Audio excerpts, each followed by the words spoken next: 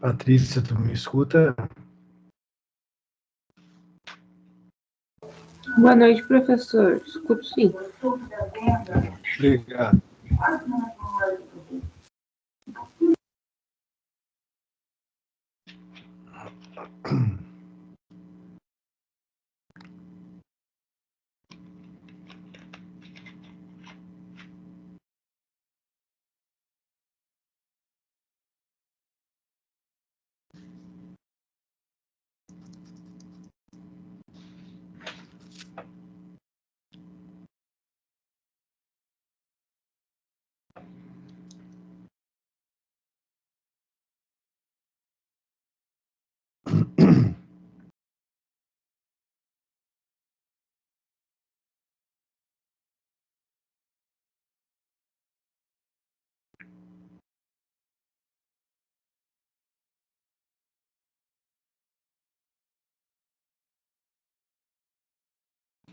Então, 19h20, como de costume, vou começar a nossa aula. Boa noite para a Patrícia, que está ao vivo, e para o pessoal que vai assistir depois a nossa gravação. Eu vou falar um pouco sobre o nosso tema de hoje, depois vamos ter a participação da Tatiana e da Maria, que vão colaborar com algumas leituras que fizeram sobre o nosso texto, sobre a nossa discussão de hoje. Hoje a gente inicia a unidade 4, o estudo da unidade 4, do nosso material de estudo, do nosso livro didático. E a unidade 4 vai se debruçar mais sobre o nosso país, sobre o Brasil. Então a gente começou a nossa disciplina falando bastante da história, fizemos uma apreciação sobre a globalização, então fizemos um estudo inicial mais voltado à universalização, à globalização, à história, e agora, no final da disciplina, a gente vai trabalhar mais as questões referentes à nossa nação, né? Que, de repente, torna até um pouco mais interessante, né, o que a gente vem discutindo. A unidade 4 é inteira sobre isso, e hoje a nossa aula ela se organiza com o título Antropologia, Cultura e Identidade Social. É a aula 13, vamos ter a aula até a aula 15, né? Depois teremos uma prova, dia 1º de dezembro, então é a nossa prova. Então temos essa aula mais duas. Nessa aula, né, o que basicamente a gente vai discutir? A gente vai discutir, pessoal, a relação importante, né, de ser compreendida entre natureza e cultura, como essa relação de natureza e cultura se entrelaçam na formação das sociedades, principalmente da sociedade brasileira. Então a gente vai ver o que é antropologia, o que é cultura, o que é raça, etnia, nação, estado, país, como é que tudo isso se amarra, como é que tudo isso se relaciona, né? Antropologia, raça, cultura, etnia, nação, país, estado. E depois vamos ver um pouquinho sobre como se constitui a cultura brasileira. Inicialmente, a gente vai entender um pouco sobre essa ciência chamada antropologia. A gente viu exaustivamente, né, os assuntos referentes à sociologia, e hoje a gente entra na questão da antropologia, que também é uma ciência social, mas é uma ciência social que se dedica a compreender o ser humano na sua totalidade, na sua complexidade. Então existem várias vertentes, várias ramificações da antropologia. Deixa eu receber aqui a Viviane. Existem várias ramificações da antropologia, mas as principais fazem referência à antropologia biológica, de um lado, e à antropologia cultural, de outro. São as principais vertentes dessa ciência que se dedicam a entender a complexidade do comportamento humano, tá? Então, a gente vai ver que a maior parte dos textos, a maior parte do pensamento antropológico, ele é dedicado a entender o que é biológico, o que é determinação genética, o que é orgânico e o que é cultural, o que é aprendido, o que é ensinado, o que é social. É a tentativa de entender, né, o que a gente vai atribuir como sendo de origem fisiológica, genética, comportamental e o que é da cultura. Essa é a grande questão da antropologia. Diferença entre natureza e cultura.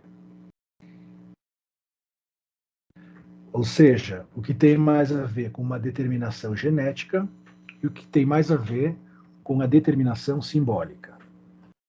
E aí eu já começo convocando vocês a pensarem, será que existe um comportamento puramente biológico, puramente instintual? Será que existe um comportamento puramente animal no ser humano? Gostaria de antecipar para vocês que não, né? Não existe um comportamento puramente instintual. Por que não? Né? Porque nós somos animais falantes.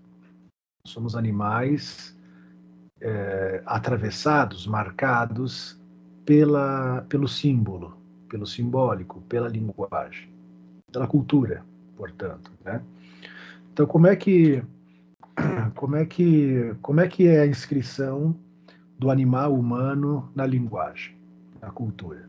Isso é uma questão fundamental para a gente entender como é que a gente vai acabar dizendo que depois que o bebê humano nasce, vem ao mundo, ele é inicialmente, já de antemão, arrancado da natureza.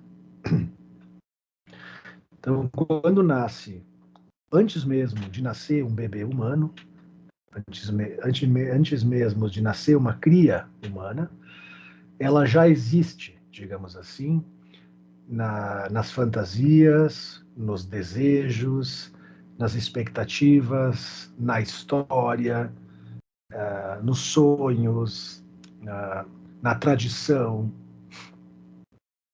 dos pais e da família, né, que vai receber esse novo serzinho, né? Então, ela já existe no plano simbólico imaginário. Já existe num plano, portanto, do campo da linguagem, né? Aí, quando esse bebê chega ao mundo, ele já vai ser lançado sob essa teia, sobre essa rede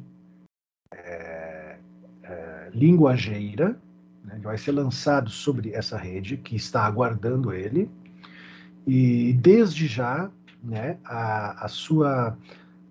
os seus instintos, as suas necessidades, aquilo que é puramente orgânico, vai ser subvertido muito rapidamente, né, ao campo do desejo, ao campo da linguagem, ao campo da palavra, ao campo do simbólico.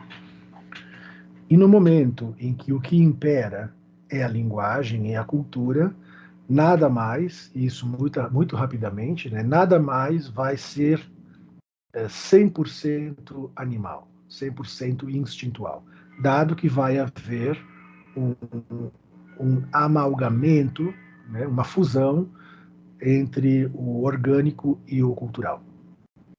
Tá bom? Então isso é interessante da gente entender para poder compreender que a cultura, né, ela nos desnaturaliza muito cedo. E aí o nosso material aqui vai trazer um conceito de cultura muito simples, né? Mas que vale a pena a gente anotar, que seria a existência social de um povo ou nação. A existência social de um povo ou nação expressa na sua forma de ser, pensar, existir, conduzir a vida, trabalhar, na sua forma de organização social, material.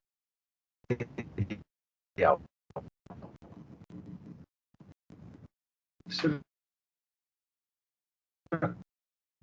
cultura. E essa cultura, ela é formada por algumas estruturantes, né, que a gente vai chamar de tradição, costume, hábito. Então nós vamos entender que tradição, costume, hábito são cristalizações, né, são coagulações de modalidades de agir, de pensar, de fazer. Então, são cristalizações que se tornam costumes, se tornam repetições, se tornam tradições a serem cultivadas.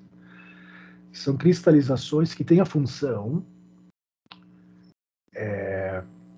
de estabilizar.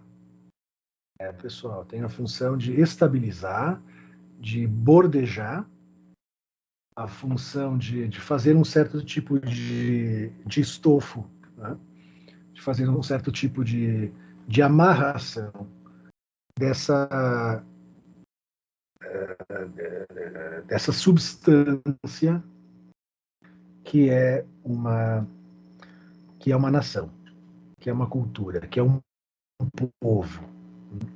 Então é interessante, né? A gente entender qual é a função, então, das tradições e dos hábitos, tanto no indivíduo como numa cultura, fazer um certo tipo de estofamento, de ponto de amarração dessa substância gelatinosa que é. Mas a cultura também não é só positiva, né? Ela também pode se utilizar, como o nosso texto apresenta. Ela pode se utilizar de argumentos biológicos falsos, é claro, né? Para justificar injustiças, preconceitos, discriminações, o que é uma coisa que aconteceu muito no Brasil e no mundo,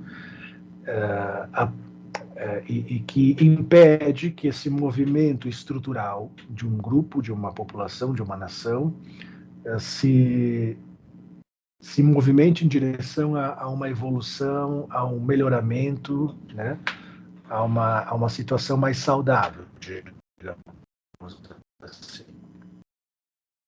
Então, o nosso material traz o exemplo da tese do Arthur de Gobineau, que influenciou... Oi.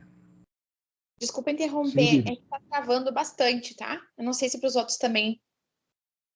A sua fala está travando. Para mim também. Bom, não temos o que fazer, então eu vou seguir. Tá bom.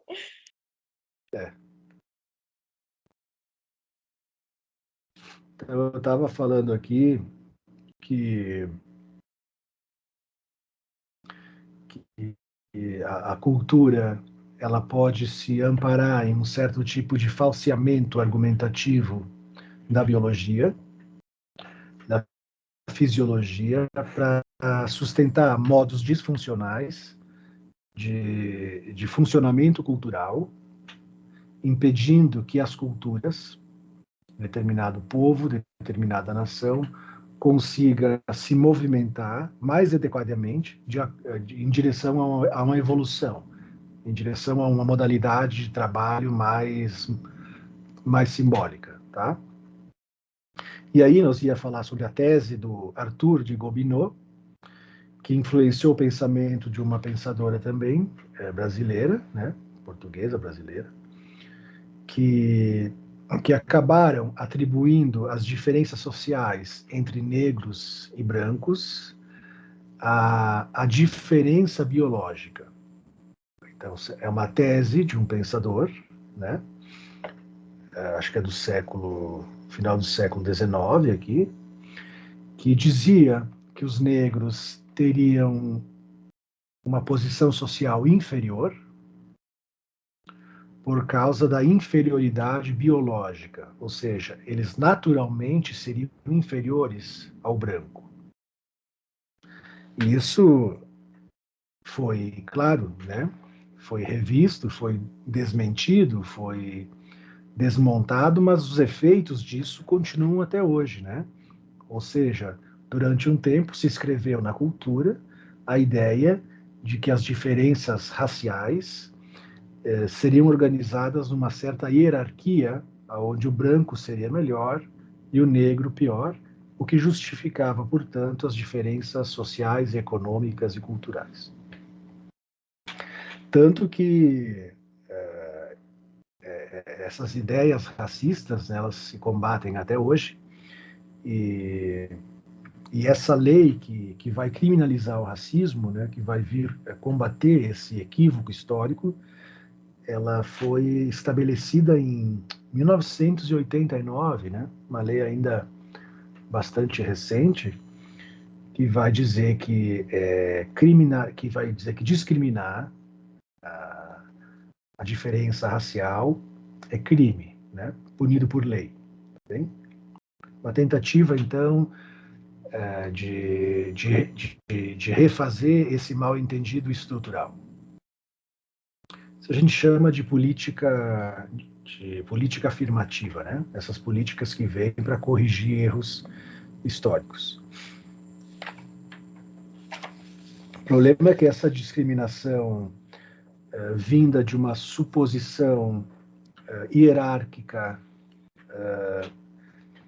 vinda da diferença racial, né? Essa ideia de que a biologia, por natureza, nos mostra quem é melhor e quem é pior, também prejudicou muito as mulheres, visto que durante muito tempo a mulher era vista inferior ao homem, como se fosse uma questão determinada pela biologia, pela natureza.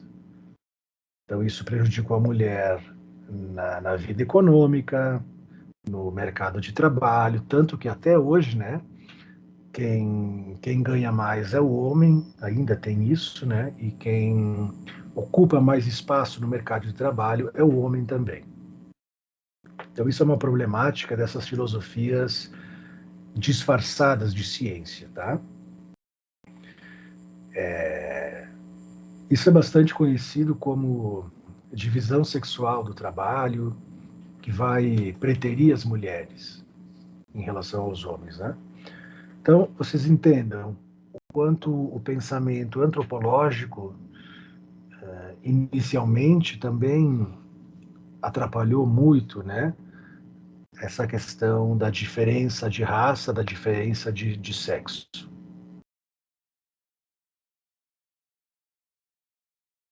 Depois dessa introdução sobre antropologia, preconceito, discriminação, o nosso texto vai nos levar um pouco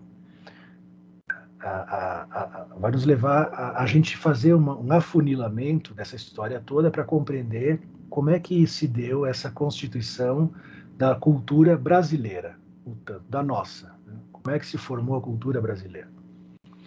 E ele vai nos mostrar que a nossa cultura, né, a nossa sociedade, a nossa nação, ela foi formada inicialmente pela imigração, pela pela colonização, pela vinda dos portugueses, né? Não é novidade para ninguém, né? Tanto que a nossa língua, a gente fala a língua de Portugal, né? A língua brasileira é uma modalidade, é uma variação da língua portuguesa.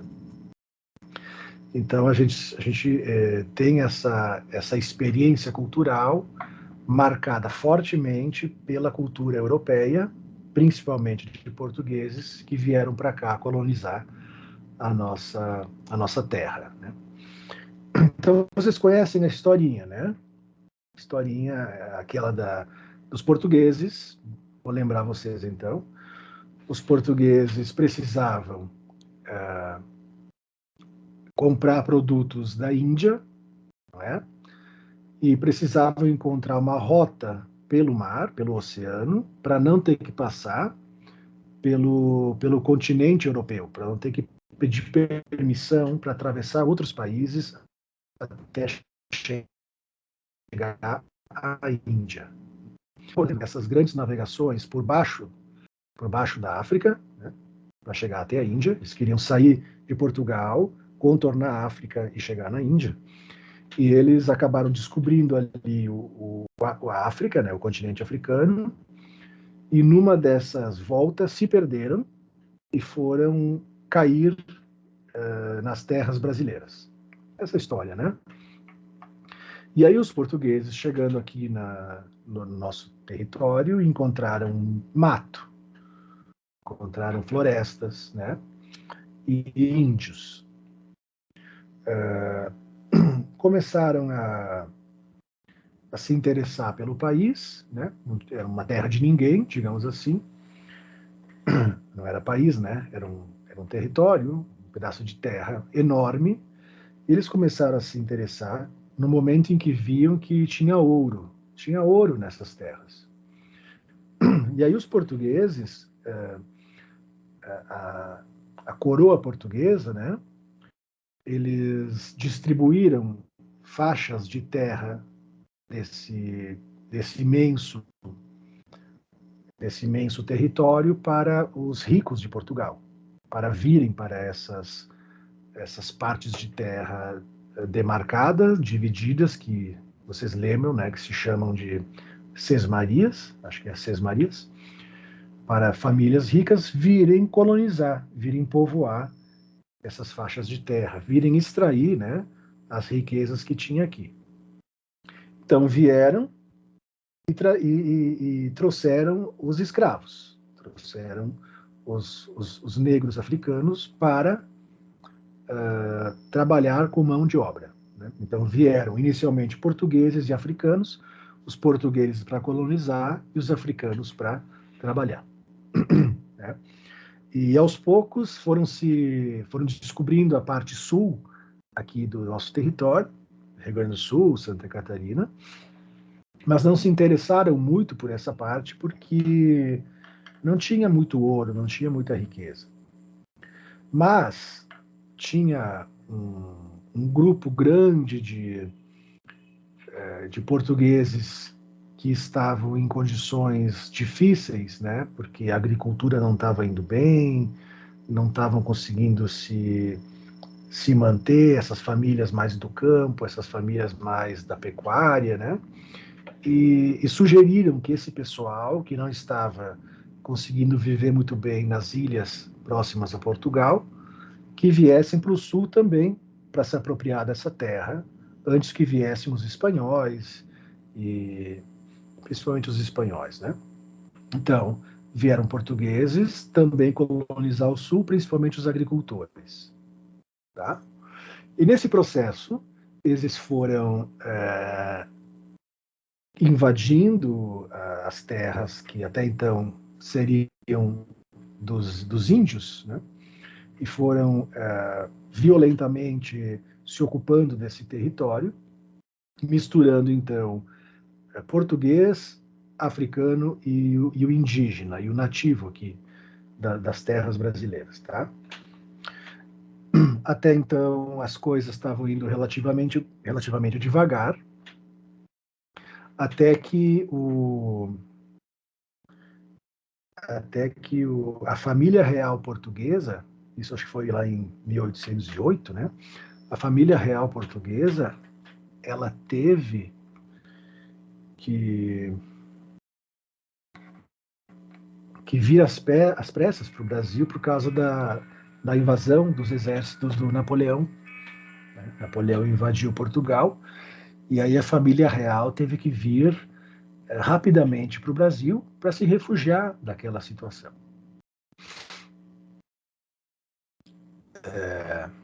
Bom, vindo a família real para o Brasil, eles começaram a se dar conta que faltava médico, que a higiene era muito ruim, né? A saúde era precária, e começaram então a montar as primeiras faculdades de medicina, depois a faculdade de direito, e começaram ali a pensar uma forma de elaborar uma nova constituição, uma constituição para essa nação que vinha começando a se formar, diferente da Constituição portuguesa, certo? Então começou a melhorar a situação por aqui, depois que veio a família real. Depois veio os italianos e os alemães, mais aqui para o sul, para trabalhar também com a agricultura e fugir da situação precária que estava lá nesses países, né? Itália e Alemanha. Depois vieram também os japoneses. Hoje, a gente vê os imigrantes, os haitianos, os senegaleses também. A gente vê venezuelanos. Então, o Brasil, né? Ele vai, desde o começo, sendo formado por uma mistura de várias culturas, de vários países. Então, essa mistura, por mais interessante que pareça, ela não divide tanto essa nação. E aqui o nosso material vai demarcar as diferenças entre território, país e nação. É uma coisa interessante de a gente esclarecer. A gente está falando até agora de território, de cultura, né? Então vai se formar aqui o país Brasil.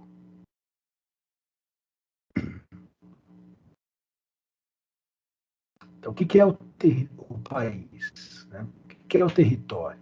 O território é esse pedaço de terra, né? Essa demarcação de terra, aonde um número X de pessoas convivem. Convivem organizados por uma mesma política administrativa, então, organizadas por um setor, por um poder político administrativo, que a gente vai chamar de Estado. Tá? Então, o país é o território. Esse território, que as pessoas vivem sobre uma certa delimitação, é país. Estado é a máquina político-administrativa que cuida, que administra esse país, esse território. Esse é o Estado, né? E nação tem mais a ver com o... Nação é mais subjetivo, tem mais a ver com a identidade, tem mais a ver com o pertencimento, tem mais a ver com a sensação de grande família, né? Nação. Então, nação é mais subjetivo, nação é mais identificatório, país tem mais a ver com o território, e Estado tem mais a ver com a política administrativa. E a nação, para ser nação, conforme a gente está estudando aqui, é preciso que exista um certo compartilhamento de valores, de princípios, de identidade, de hábitos, de cultura. Um certo sentimento de pertencimento. Então é uma questão que a gente começa a tentar ver a problemática, porque o país sendo construído por um mosaico cultural, o Brasil sendo produzido por esse quebra-cabeça de culturas, como é que ele vai fazer, né, para construir uma identidade cultural nacional, uma sensação de pertencimento numa estrutura tão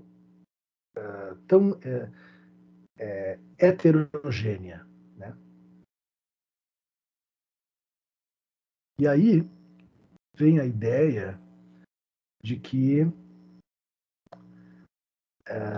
existe um certo trabalho artificial aonde se tentou, de alguma forma, forjar alguns elementos que viessem a dar uma cara, que viessem a dar uma identidade, que viessem a dar um desenho mais bem traçado do que é a nação brasileira. Primeiramente, a gente vai entender, lendo o nosso material, que a nossa identidade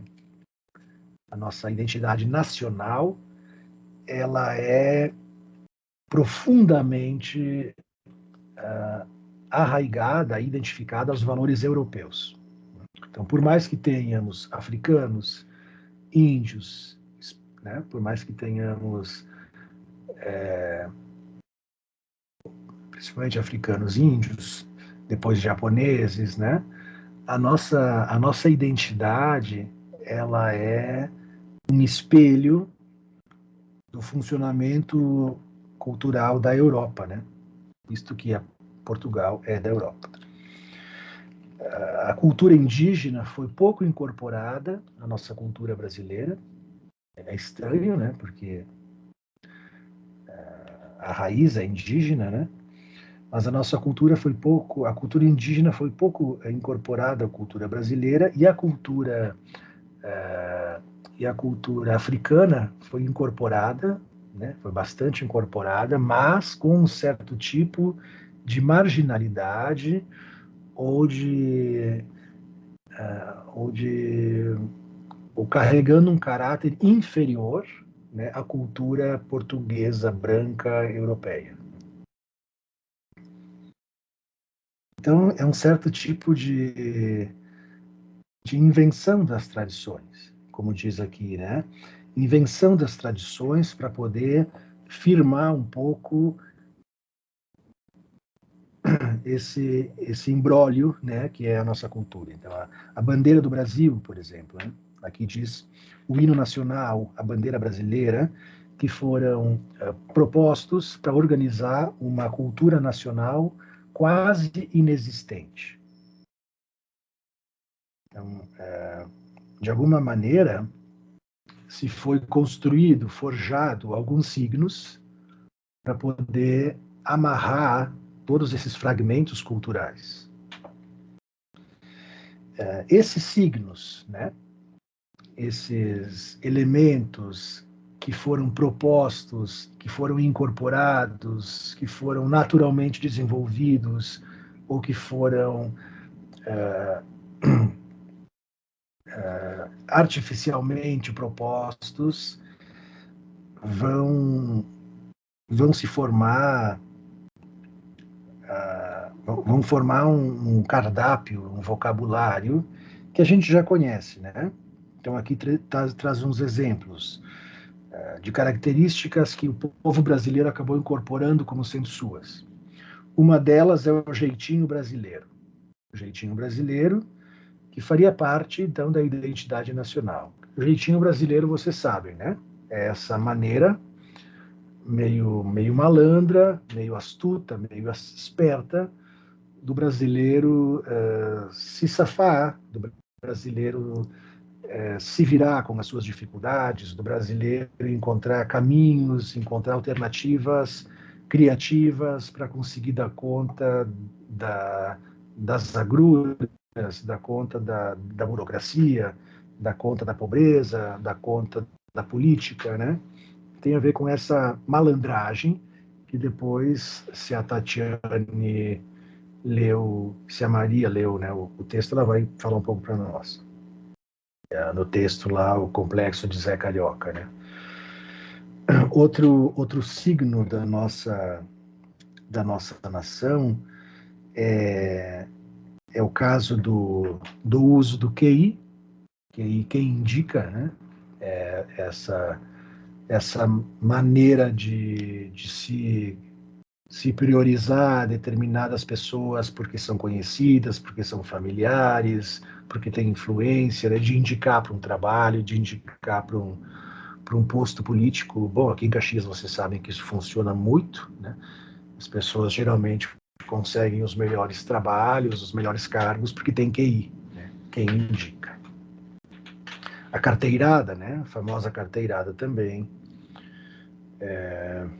O samba, o moleque, a capoeira, são signos, né, da cultura brasileira. O feijão e arroz. Feijão e arroz é interessante, né? Porque o feijão e arroz ele era conhecido antes de ser um signo da nossa gastronomia. Ele era conhecido como o prato, a comida dos escravos, né? O feijão e arroz. E agora ele tem esse simbólico da mistura do branco com o preto, né? Da mistura gostosa, digamos assim, mista, né? Dessa mistura. Mas antes era prato de escravo, feijão e arroz. A amarelinha, o jogo de amarelinha é origem portuguesa. A arquitetura brasileira, uma boa parte inicial é de origem portuguesa. A roda de viola, né, que a gente tanto gosta, também é portuguesa. A culinária, né, ela vai incorporar a comida africana também. Mas mesmo assim, né, a gente continua achando que nós somos um país predominantemente de brancos europeus.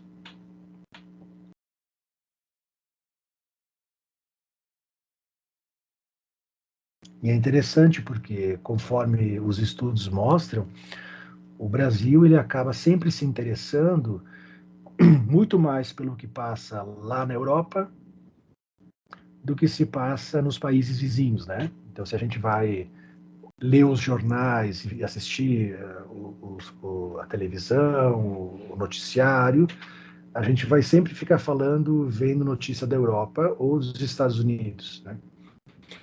A gente não tem notícia do Uruguai, do Paraguai, do Chile, da Argentina. Tem algumas coisas pingadas, né? Mas os nossos vizinhos parecem que eles não são nossos vizinhos, né? É interessante, assim, esses que seriam quem dialogaria com a nossa realidade, parece que não nos interessa, né? Parece que a nossa identidade, nosso espelho identitário está lá nos europeus e nos americanos. Isso vai dizer que ainda hoje nós somos, então, um país etnocentrista. Etnocentrista quer dizer que a gente vive uma ideia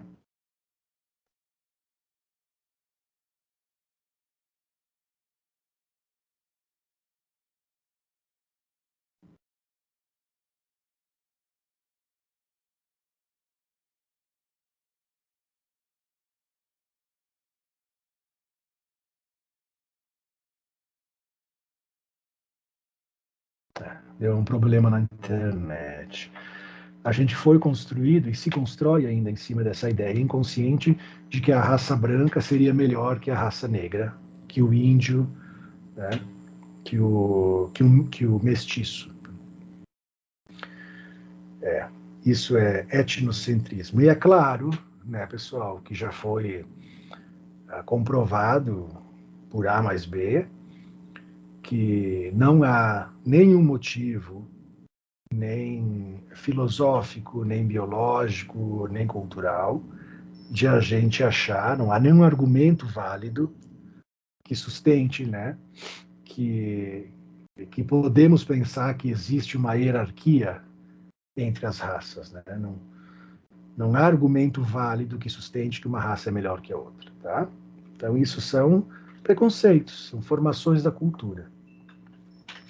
Ele traz aqui, para enriquecer o nosso vocabulário, uma descrição adequada do que é etnia e do que é raça, né? Então, etnia é um elemento cultural, tá? E raça é um elemento biológico. Etnia tem a ver com uma organização linguageira, cultural, tradição, hábito de determinado grupo social, de determinada cultura. Por exemplo, temos os índios com várias etnias, com várias ramificações, né? Com vários hábitos, línguas diferentes. Temos os italianos com várias etnias, e assim vai. E raça tem a ver especificamente com as características biológicas que marcam o fenótipo, né? A cor do cabelo, a estatura do corpo, a cor do olho, a cor da pele, isso é raça.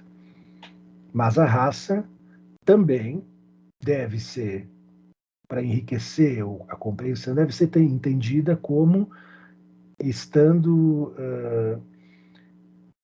também afeita a um fenômeno cultural. A raça, né, na medida em que o corpo, a cor, o tipo de cabelo, também vai produzir efeitos na cultura. Então, uma pessoa de raça negra pode ter mais dificuldade de conseguir trabalho, um índio pode ter mais dificuldade de ser respeitado, e assim vai, né? De ocupar um lugar de maior valor na sociedade. Isso tudo já está exaustivamente discutido, né? Então, isso se chama etnocentrismo.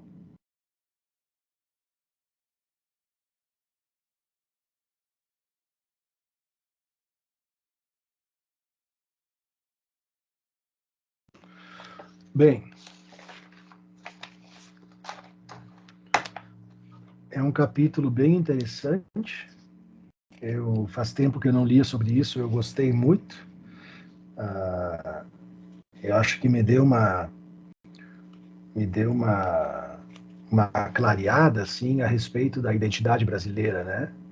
Que a gente realmente é um país que tem uma marca forte da mistura, da mestiçagem,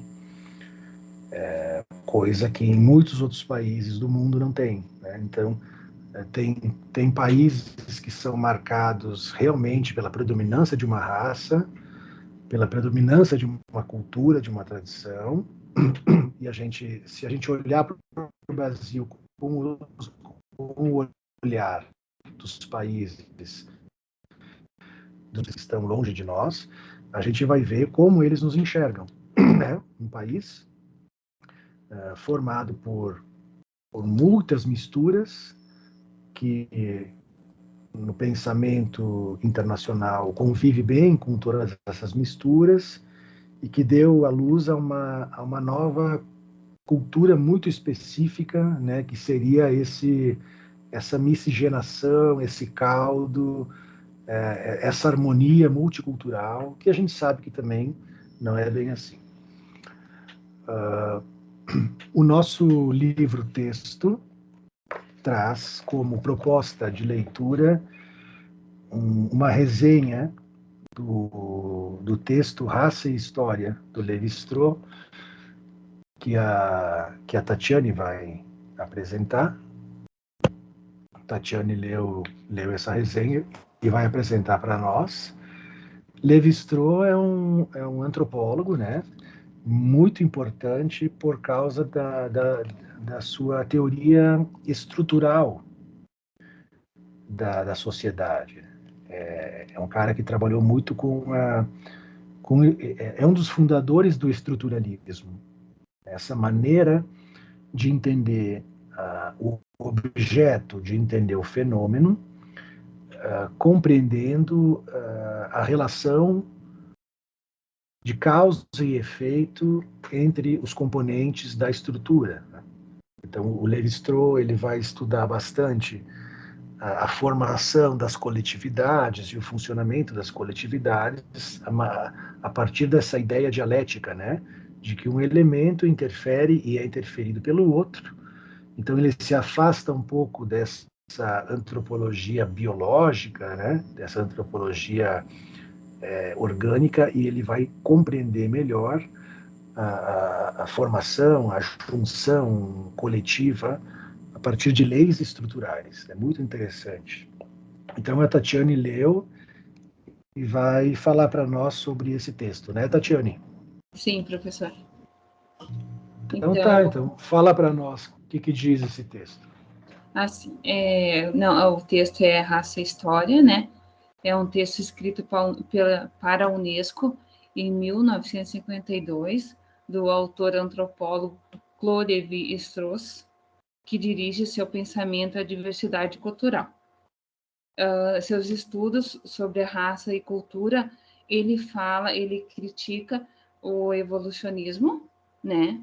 E fala bastante sobre sobre o etnocentrismo, que é o que você estava falando recém, né? Que a cultura tende a ver outras culturas se baseando na sua própria categoria. Então, se não se encaixa na sua categoria, ela é inferior à cultura que está analisando, né? E ele defende que nada cientificamente é comprovado que uma raça ou uma cultura é melhor, é pior do que a outra.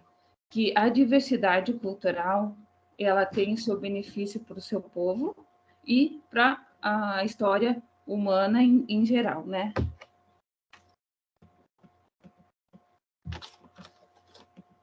Também ele coloca sua preocupação sobre a homogeneização, que isso estagnaria, né, a evolução humana. Também, daí concluindo, né, que a diversidade sempre irá existir, que ela sempre irá existir, que tem seus benefícios, a gente tem que olhar ela como necessária e única possibilidade para uma estrutura uma construção de uma história cumulativa.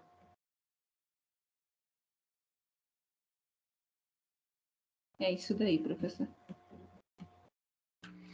A ideia que ele apresenta é que uma cultura formada por diferentes, por raças, por variações, estruturais, fortaleceria, então, seria importante para uma estrutura coletiva, né? Pelo que eu estou escutando. Porque igual a cultura ocidental, ela tem que a dela é melhor. Só que ela chegou nessa melhoria com a ajuda de todas as outras culturas, assim, se tu estudar bem fundo, né? Cada cultura teve o seu benefício para a cultura ocidental. Hoje em dia também, esse texto foi escrito em 1952, hoje em dia ainda continua, igual, né? Não mudou muitas coisas. A gente vê exemplos, que nem você falou, a respeito da mulher e do homem. Eu sou gerente de loja, e daí tem o pessoal do RH que diz, assim, se entregar currículos masculinos, daí você pode já me encaminhar que a gente está atrás de contratar, eles gostam de contratar mais homens, né? Então, porque a gente trabalha tudo igual, né? Mas não tem também como tu ficar debatendo, explicando que eles têm essa ideia que homem trabalha melhor, que homem faz não sei o que de diferente, ou a respeito de carregar peso, ou de se comunicar com outros homens, assim, eu acho, no comércio, eles acham que é melhor. Eu já não acho que isso não seria bom, só contratarem homem, né? E as mulheres também trabalham muito bem. É imaginário, né? São questões culturais imaginárias, pelo que a gente estudou, fortalecidas por essas leituras errôneas que muitas pessoas se propuseram a argumentar como diferenças naturais e biológicas, né? Sim. O que a gente também pode usar como exemplo é o nazismo, né? Que o nazismo. O Adolf Hitler dizia que a raça dele, eu não sei, a ariana, né? Ela era melhor do que a raça negra, a judia, né? Então aí tu já vê, né? E assim, as pessoas falam, nossa, é Hitler e tal. Mas só que hoje em dia não tem assim a diferença a respeito como que é das mortes, né, e tal. Mas o preconceito existe muito. E é isso que ele defende, né? Que não existe cientificamente que comprove que o branco e o negro sejam diferentes. E uma coisa que é interessante a gente mais ou menos concluir disso tudo, e eu acho que como psicólogo eu vejo isso também no campo da singularidade, da subjetividade individual, é que quanto mais um grupo abarca e tolera a diferença, mais resistente ele é às crises, né? Uhum.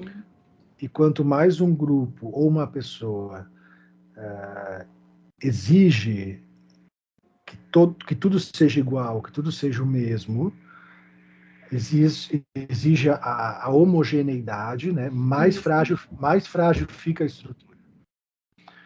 Então isso é muito interessante, né? Porque essa questão, por exemplo, do nazismo, né? Essa ideia de uma raça superior que Hitler tentou propor para defender a Alemanha da invasão, né? Dos judeus que estavam roubando dinheiro dos alemães, isso tudo, que gerou, né? Gerou um caos, um fracasso da estrutura coletiva, né? Então, isso é um delírio, né? Isso não funciona, tanto no plano individual como no plano coletivo, né? Quanto mais a gente tenta, quanto mais um povo ou uma pessoa tenta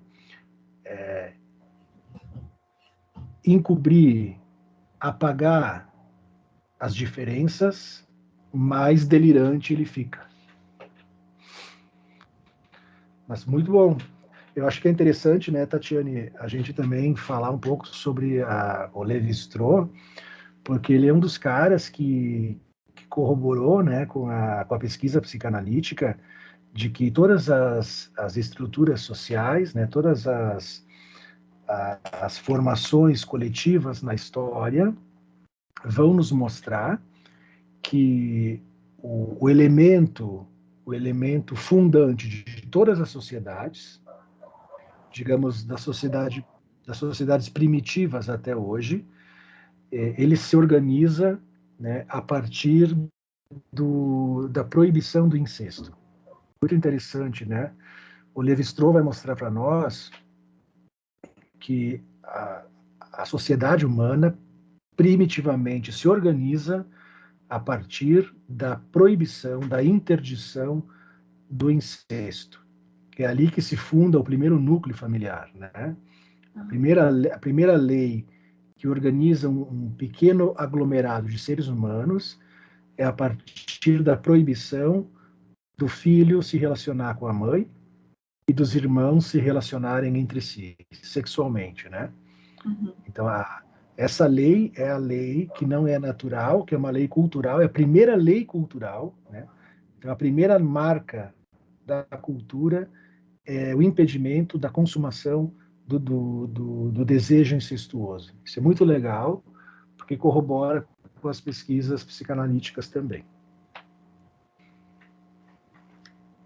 Se bem que tem sociedades ainda aqui que vocês sabem que não se organizam por esse interdito fundamental, né, da interdição incestuosa, né?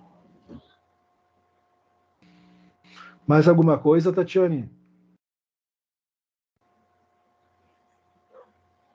Desculpa, cortou. Mais alguma coisa? É mais ou menos isso.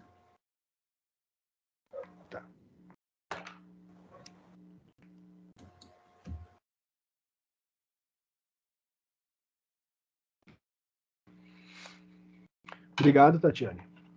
E nós temos a Maria, que acho que conseguiu acesso ao texto de última hora, né, Maria? Sim, boa noite, gente. Tu conseguiu ler o texto? Eu estava lendo até agora, estava dando uma olhada. Texto grande. São acho que umas 15 páginas, né? Uhum. Mas Como é que é o nome? Uma olhadinha por cima. Como é que é o nome do texto? O nome do texto é O Complexo de Zé Carioca, da página feita escrita por Lília Moritins, coisinha assim. Data do texto 1/9/2015. A parte que eu li, que eu entendi, é mais ou menos essa que o professor citou, relacionado com a imigração, relacionado com a identidade, com a mestiçagem, como ele fala, como fala o texto, essa questão de vir uma pessoa de fora para o país, essa coisa de entrar num país que não é teu e sair do país que não é teu. Tipo, essa via de idas e voltas para o país. Ele fala bastante também da culinária, da identidade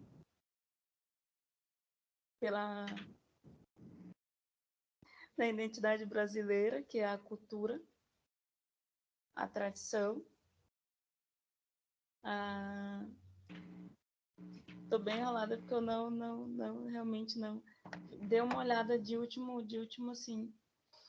Mas você falando e tudo que você falava, tipo, é o que relaciona, né? A questão da... E o Zé Carioca? Isso. E o Zé Carioca, Maria? Deu para entender por que tem esse título?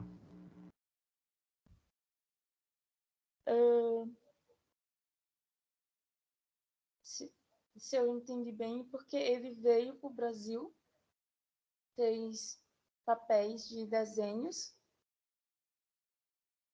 papéis de filme, novela, não sei, do desenho do Coelho. Pelo que eu entendi também, porque eu dei uma passada de olho, assim, rápido, né, para procurar, para enviar para ti, dei uma olhada.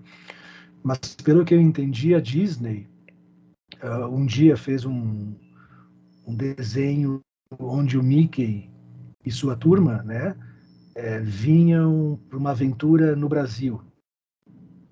Acho que é isso, né? E veio o Pato Donald, né?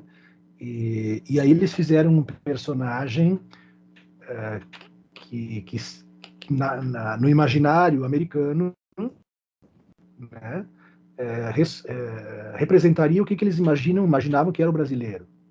E aí eles fizeram o Zé Carioca, que era o anfitrião que ia receber o Mickey e a sua turma no Brasil. Então fizeram um filme, né? Um desenho animado.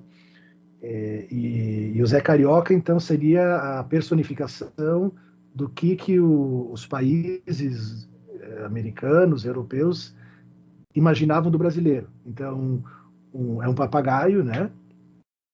O Zé Carioca vocês conhecem, então é um papagaio cheio de malandragem, que gosta de samba, que não gosta muito de trabalho fixo, que vive na praia, que dá o seu jeitinho, né?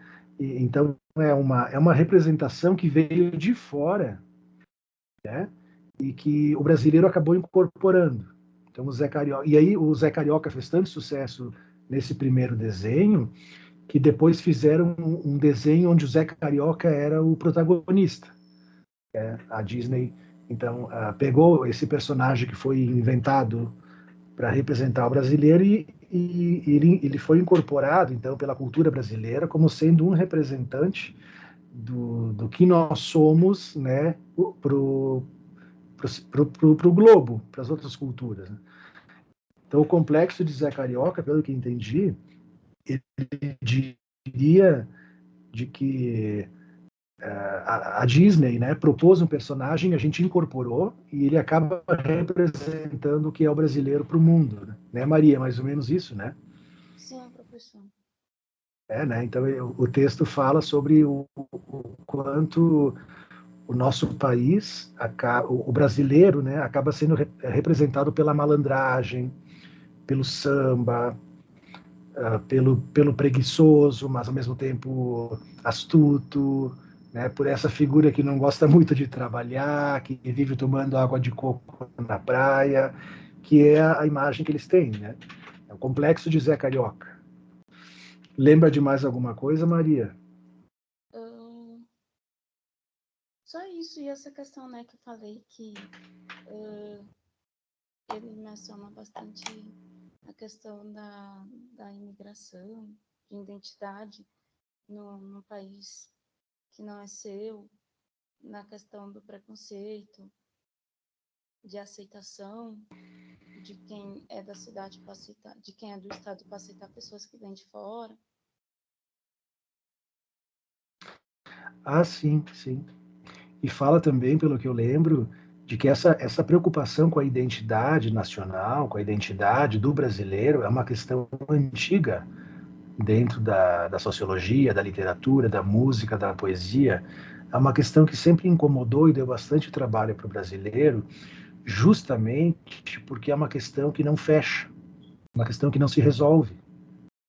E ele fala sobre como algumas culturas, por exemplo, como algumas identidades nacionais, como o alemão, o inglês, o francês, que eles não se perguntam sobre identidade nacional, que eles não trabalham muito sobre isso, porque eles estão seguros disso. Né? Uma coisa assim, a gente fica o tempo inteiro com essa questão porque a gente não está seguro da nossa identidade, né?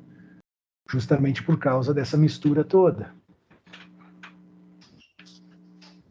Tu leu isso também, Maria, ou não chegou nesse ponto?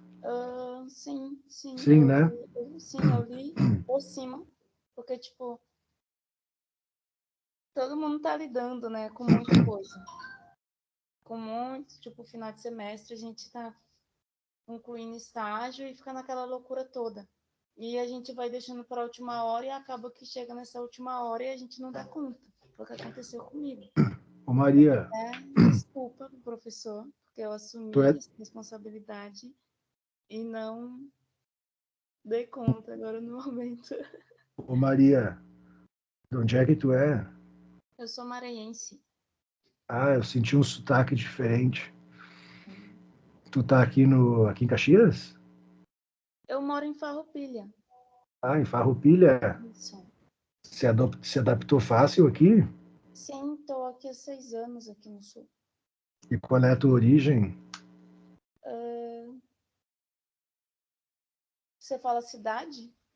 Não, se tu é de origem italiana, alemã, portuguesa. Eu não sei. Os meus avós são brancos, dos olhos azuis, e eu sou morena. Mas pelo teu sobrenome Oliveira, acho que é português, né? Eu acho que também Nós é. temos. Tem sobrenome do meio? É Ferreira. Ferreira, Oliveira, é português. Uhum. Nós temos aqui a Patrícia Hoffmann, que é alemã, né? Origem alemã, né? Né, Patrícia? Temos De a. tudo quanto é lado. Oi? Sou alemã de tudo quanto é lado. De pai, de Lenz mãe, Hoffmann. de todos os avós. Tinha um preto no meio, não sei de onde que veio, mas tudo alemão. Temos a Viviane Lix de Almeida, acho que Almeida é português, Lix, não sei. Lix é alemão, professor. Alemão com português. Eu não sei, é brasileiro. Africano? Sei lá. Almeida? Tem, professor. Almeida, Oi. acho que é. Sobrenome Terres. É de onde? Terres? Isso. Deve ser espanhol. Deixa eu ver de onde que é Almeida também. Tem a Tatiane Ferraz Barbosa aqui, né? Tatiane Ferraz. Ferraz deve ser italiano, né? Barbosa também. Barbosa acho que é português. Ou E a pode Dani? ser espanhol. Ou pode ser espanhol. E a Dani é o que, Dani? Mussói. Mussói? Isso. Italiano? Aham. E o sobrenome da mãe? O sobrenome da mãe é qual? É Gajardo. Gajardo Mussói? Isso. Tudo italiano. Uhum, sim. Eu também, Mantovani, italiano também. Pai e mãe, descendente de italiano. Então aqui a maioria é alemão, português e italiano, né? Olha que interessante. Alguns disseram que tem uma raiz africana aí também. Legal, né? Interessante mesmo. Índio não tem ninguém, né? Meus avós era bugre. Bugre. Aham. Bugre espanhol ou índio, tu diz? A mistura de espanhol com índio? Isso. Aham. A minha avó também tem. É misturada. Que mistura Só que ela é branca, mas se eu não me recordo, ela me falou que o bisavô dela era casado com uma índia. Então aí dessa mistura, sabe? Só que ela é branca do olho azul. Tu é do Maranhão, tu diz? Isso. A maioria da população lá é de que origem? É indígena. Tem muito. Indígena. Isso. Olha, diferente daqui, né? Que quase não vê. Aqui tem pouco. Aqui é mais italiano e alemão, né? Tá bom, gente. Obrigado pela participação de vocês, Maria e Tatiane. A semana que vem a Dani vai ficar com o texto, né, Dani? Isso. Já escolheu o teu texto? Não, nem vi quais os textos são. Bom, depois Bom, já te passo aqui, ó. A unidade da sessão 2, né? Uhum. O primeiro texto que tem ali para a gente escolher é O Mérito e o Mito da Democracia Racial, Tópicos de uma Discussão. Ou tem um outro texto que é Uma Cozinha à Brasileira. Acho que vai falar mais da comida brasileira. Tanto E tem um outro também que é... Não, esses dois. Então, um fala mais sobre a comida brasileira e outro sobre o mérito e o mito da democracia. pode ser o da comida, então. Tá. Então, tu pega lá, né? Uhum. Uma cozinha brasileira, estudos históricos. Dá uma lida, prepara um pouco para nós, para a semana que vem tu também fazer a tua participação. Uhum, sim, Tá, turminha? Tá bom, então. Um abraço para vocês. Nos vemos semana que vem. E boa noite. Professor. Boa noite. Boa noite. Boa noite. Tchau, tchau. Gente, tchau. Tchau.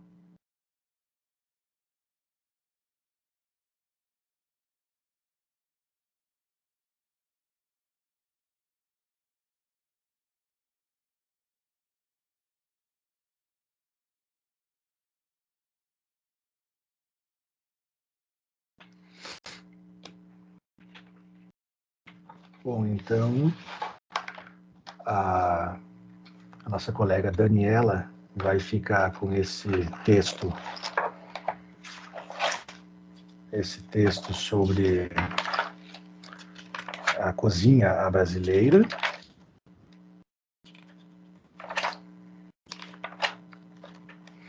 E um outro colega que ainda não apresentou vai ficar com o texto sobre o mérito e o mito racial.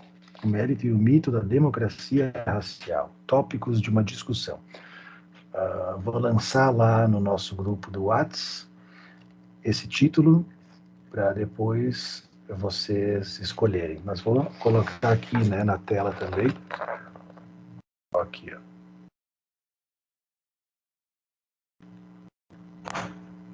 O mérito e o mito da democracia racial.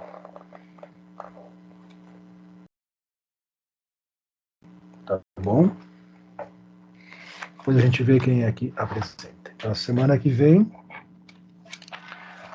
é sessão 2 da unidade 4. Vamos nos aproximando do final dos nossos estudos. É muito interessante.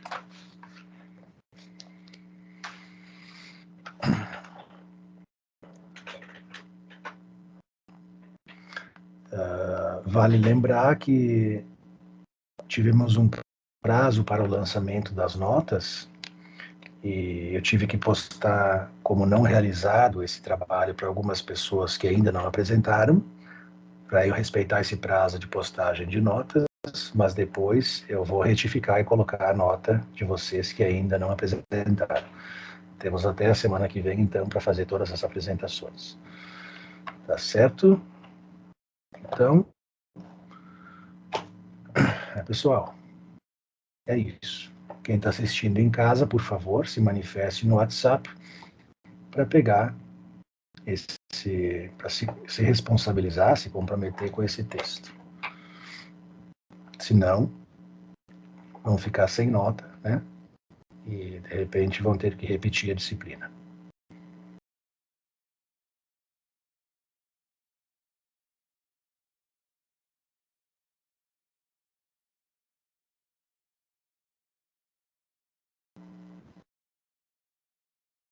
Lembrando também vocês que acho que já foi posto exaustivamente nos grupos com os docentes, com os professores, mas reitero aqui a importância de vocês todos realizarem o avaliar, que é importante para que a gente continue tendo a validação do MEC, né? O curso precisa alcançar 70%, pelo menos, de resposta a esse questionário por parte dos professores e dos alunos.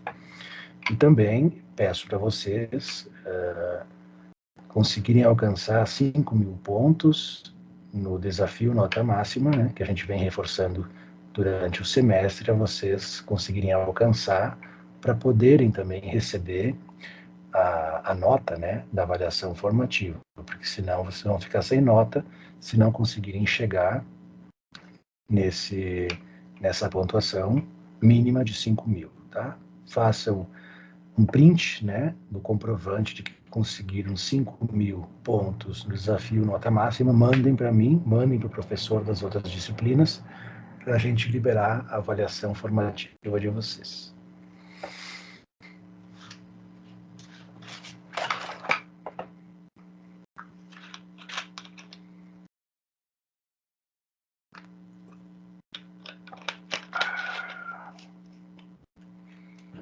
Certo.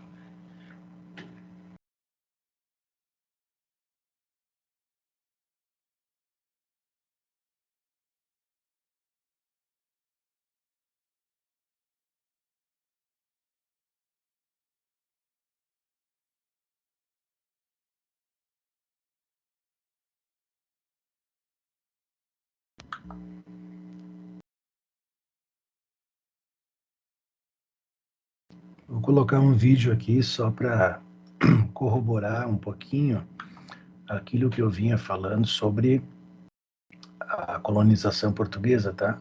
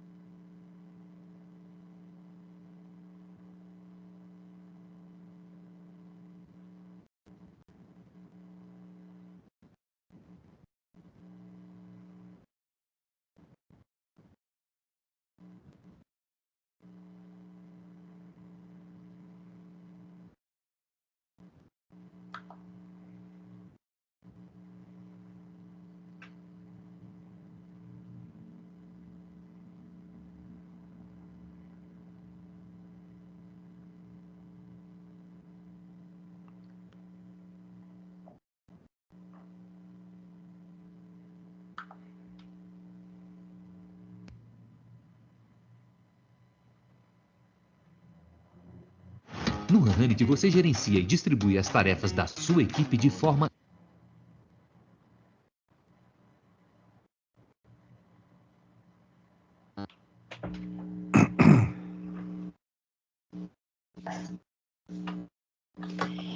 E, ao mesmo tempo, está tendo a crise financeira.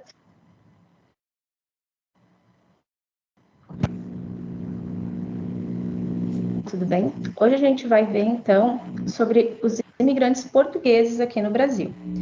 Os imigrantes portugueses foram os que primeiro chegaram aqui no nosso país, né? Eles são europeus, vivem no continente europeu, né? Aqui nessa pontinha fica Portugal, e esse país do lado de Portugal é a Espanha. Nessa época, na época em que eles acabaram descobrindo aqui o Brasil, eles queriam, na verdade, chegar na Índia, que fica no continente asiático. Então, eles tinham que descobrir um caminho para chegarem aqui na Índia, que eles vinham para buscar especiarias, para depois vender lá na Europa, né? Eles precisavam descobrir um caminho que não passasse por território de nenhum outro país, porque não era permitido. Então, eles começaram com as grandes navegações. Nesse período, então, tentando chegar lá na Índia, eles acabaram descobrindo o território africano. Dizem que, numa dessas viagens, eles se perderam, eles desviaram do caminho e acabaram chegando aqui no Brasil.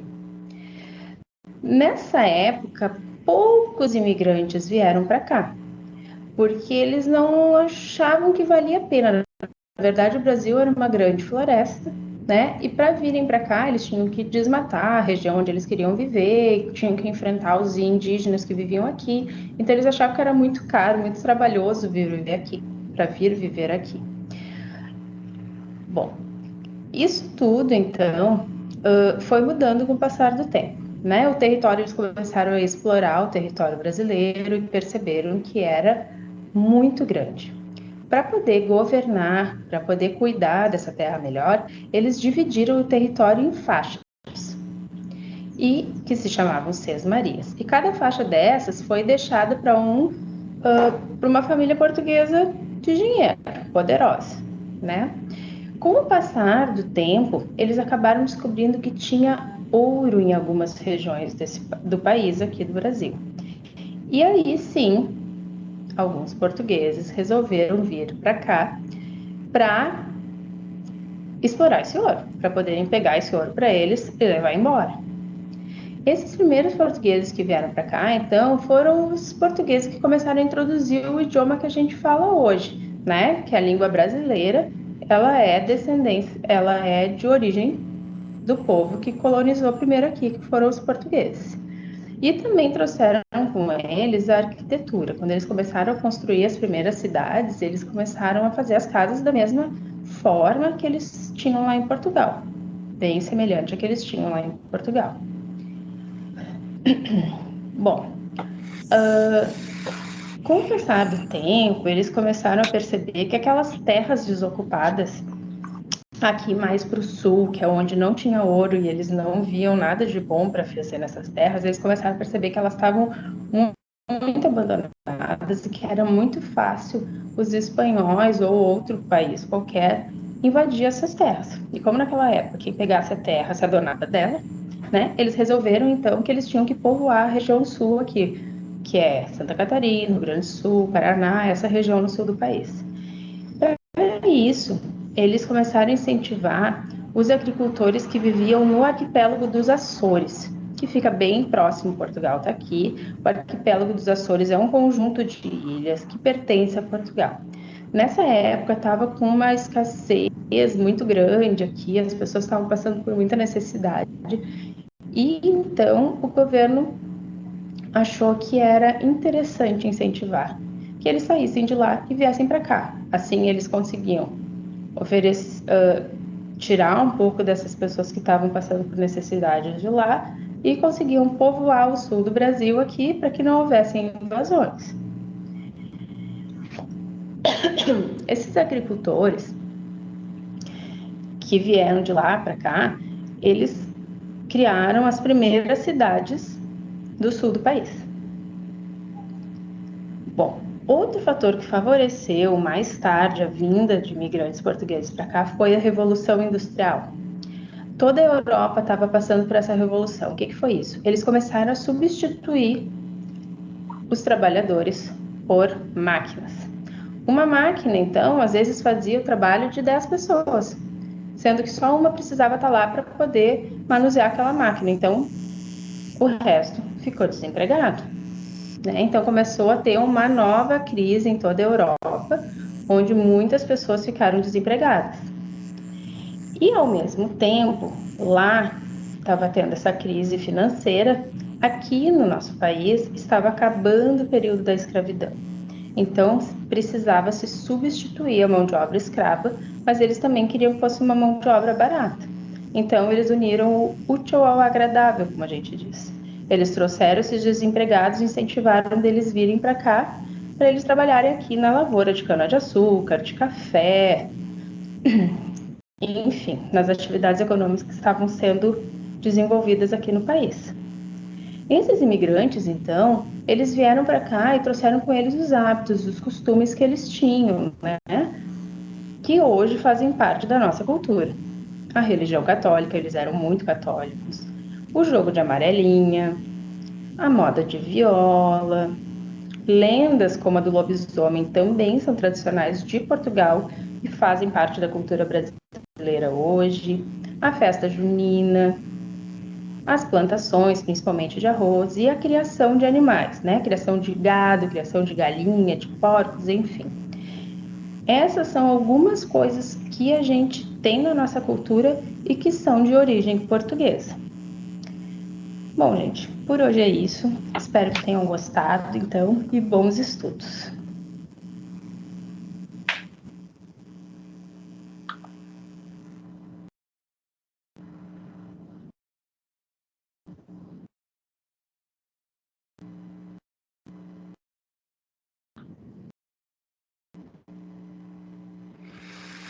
Então tá, pessoal de casa. Eu lembrei agora de colocar esse videozinho porque ele ilustra assim com imagens, né? A professora buscou umas fotos interessantes, ilustra bem com imagens aquilo que a gente discutiu ao longo dessa nossa aula, tá? Um abraço, nos vemos semana que vem.